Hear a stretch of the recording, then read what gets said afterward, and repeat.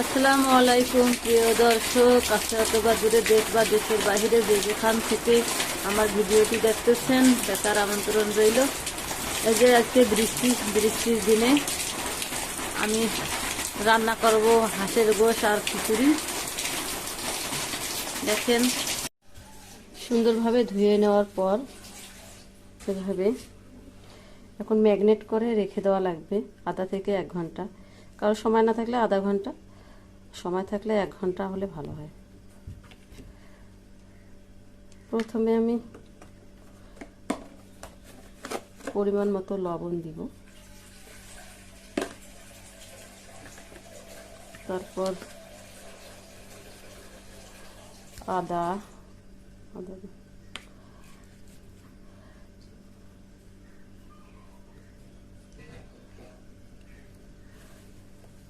বাটা দিলাম, রসুন বাটা,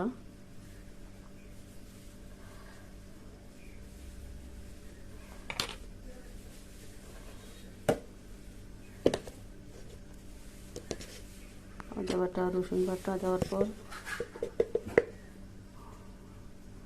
হলুদের গুঁড়া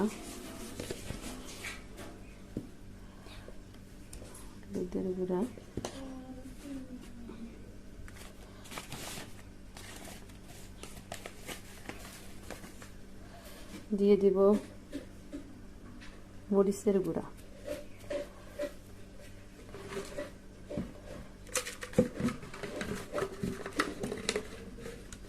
তারপর দিয়ে দিব সব মিলে মশলা করে রাখছি সেইটা, গরম মশলা গুঁড়া। তারপর হাঁসের গোশের জন্য গন্ধ থাকে না, এই জন্য দিয়ে দিব, অ্যাড করব লেবুর রস।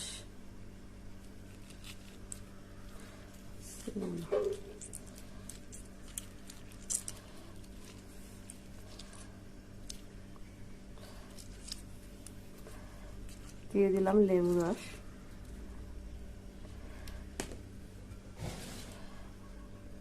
হাত দিয়ে ভালোভাবে ম্যাগনেট করে রাখতে হবে।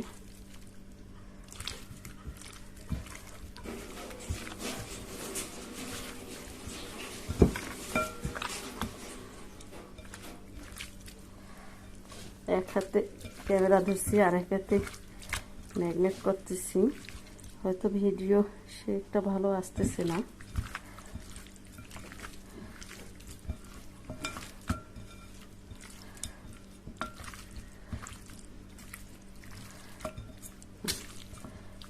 ম্যাগনেট করে রেখে দিব আধা ঘন্টা, 1 ঘন্টার জন্য, সময় থাকলে 1 ঘন্টার জন্য রেখে দিতে পারেন। এই প্রসেসে রান্না করলে হাঁসের ভিতরে সব মশলা ঢুকবে, যে একটা স্মেল যে হাঁসের গন্ধ করে সেটা করবে না।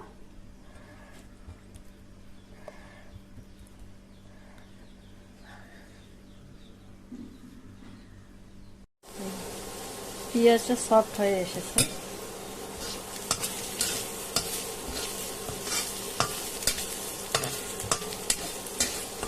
এখন দিয়ে দেব ম্যারিনেট করে রাখা হাঁসের মাংস।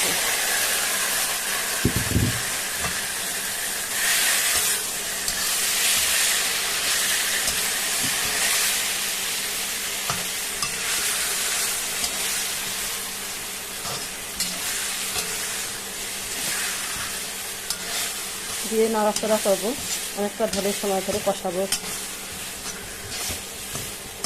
অনেকটা সময় কি 5 মিনিট কষালেই হবে।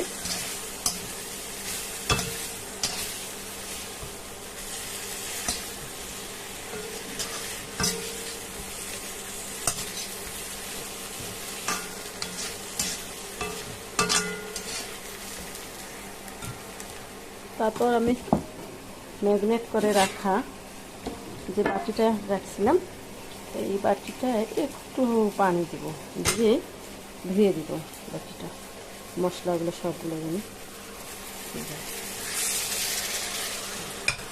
ধুয়ে দিলাম। দেওয়ার পর আবার একটু নাড়াচাড়া করব। একটু নাড়াচাড়া করবে, করার পর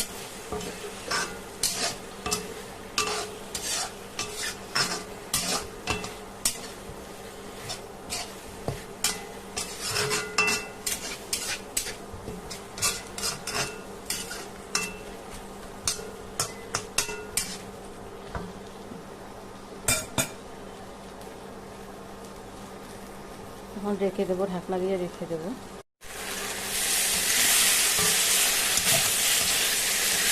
অফ ক্যামেরায় আমি কিছুক্ষণ কষাই নিলাম,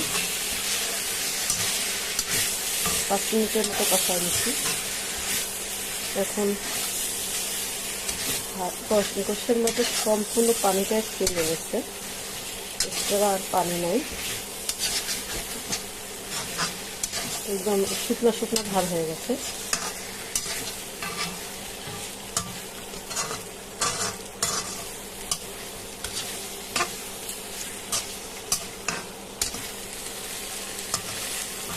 এই চাপ থেকে দেখাই,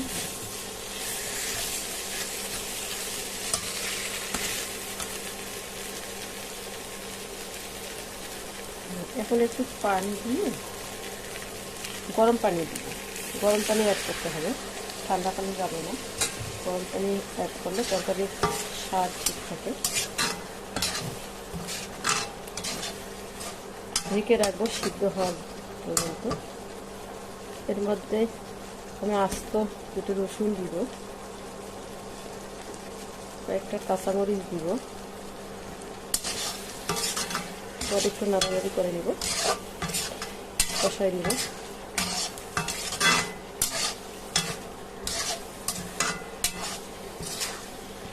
বর্ষা বৃষ্টি এগুলো দিন এসে হাঁসের গোশ, খিচুড়ি এগুলো হলে ভালোই লাগে। আমার খিচুড়ি রান্না আছে, হাঁসের গোশটা করে নিই।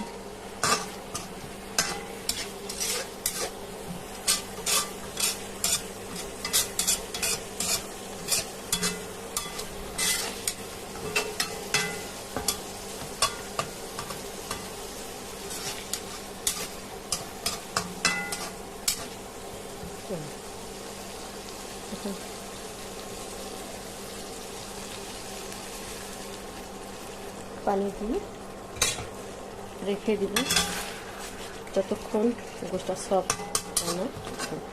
ওভার কুক করা যাবে না, যে বেশি করে সিদ্ধ করে ফেলবো সেটা করা যাবে না। এই পানিটার মধ্যে কষাই নিতে হবে একবারে, তেল ছেড়ে না দেওয়া পর্যন্ত। ঢেকে দিলাম 10 মিনিটের জন্য। ফিরে এলাম 10 মিনিট পর। এই অফ ক্যামেরায় আমি 2-1 বার নাড়ানাড়ি করে দিচ্ছি। একদম দেখুন পানিগুলো সব টেনে নিচ্ছে।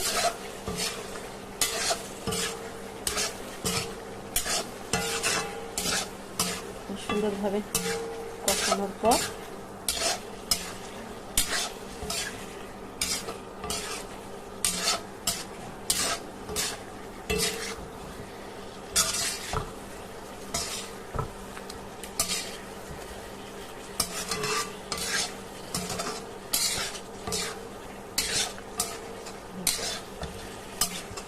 সুন্দরভাবে কষানোর পর একটু গ্রেভির জন্য পানি দিয়ে দিব।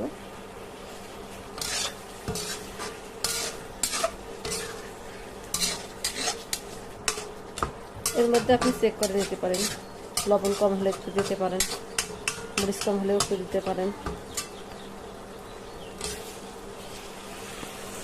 দেখেন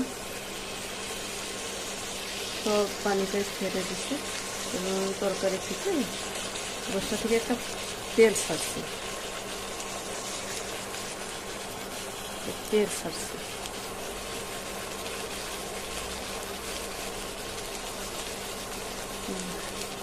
এখন আমি পানি দিয়ে দিব, গরম পানি দিব, ঠান্ডা পানি দিব না, একবারে অনেক পানিও দেব না, সামান্য পরিমাণে একটু মাখা মাখা দিয়ে হবে।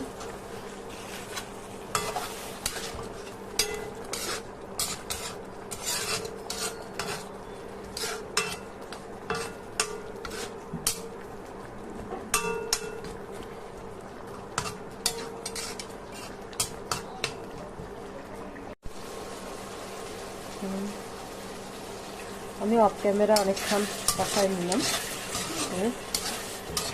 সব এখন সম্পূর্ণটাই রেডি। এখন একটা বাগার দিয়ে দেবো।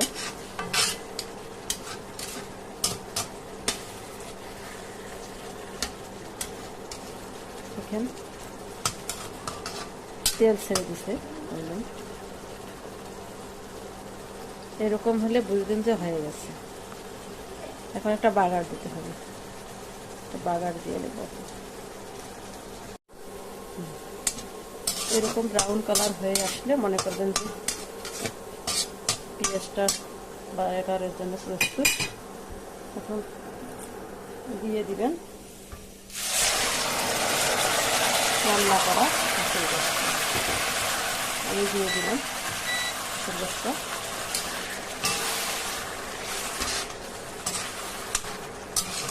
বেশ সুন্দর একটা স্মেল, ফ্লেভার। একটু ভালো করে একটু ঢেকে দেবো। এখন 2-3 মিনিটের জন্য ঢেকে দেবো। দেওয়ার পর হয়ে গেছে। এখন মনে করবেন যে এখন রান্না শেষ, বন্ধ করে দিলাম। পুরো রান্নাটা হওয়ার পর এইরকম লুক। আমি বাটিতে ঢেলে নিয়েছি পরিবেশনের জন্য। আমি এটা পরিবেশন করব খিচুড়ির সঙ্গে।